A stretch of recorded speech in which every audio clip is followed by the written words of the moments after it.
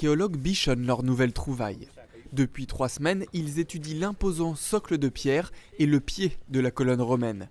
Laurie Fallet n'en revient toujours pas. C'est ce qu'on voit souvent à la télé ou dans les musées, mais moi personnellement je n'avais pas encore découvert ça encore sur le terrain.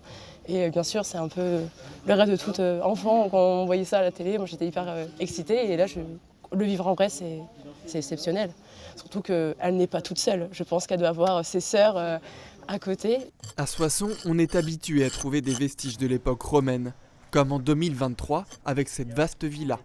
C'était à quelques mètres seulement de l'emplacement de la colonne. Ici, il faut imaginer un temple, une basilique ou un bâtiment public d'une dizaine de mètres de hauteur. Pour les archéologues, cette découverte permettra sûrement de mieux comprendre l'organisation de la ville de Soissons entre le 1er et le 3e siècle. Nous ne savons toujours pas où se situe le forum, ni les principaux temples et lieux cultuels de la ville. Et nous avons peut-être à partir de ce moment-là un argument de plus pour penser que le secteur de Saint-Crépin, et notamment ce secteur rue Pasteur et boulevard Alexandre-Dumas, était peut-être effectivement un lieu élitaire où devait se jouer l'aspect politique et religieux de la ville durant l'Antiquité. Pour le moment, le chantier des travaux d'assainissement est stoppé.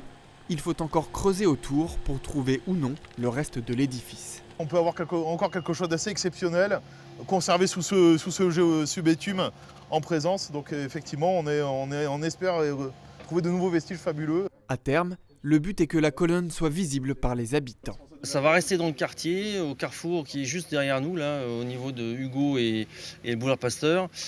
Ça va être mis sous cloche, normalement, à la demande du service régional d'archéologie, et avec une plaque qui expliquera ce que c'est, quelle époque, etc., où ça a été trouvé. Ce trésor de pierre renforce encore le statut de Soissons au début de notre ère, ville romaine riche et puissante. C'est dans cette lignée que Clovis en fera un peu plus tard la capitale de son royaume des Francs.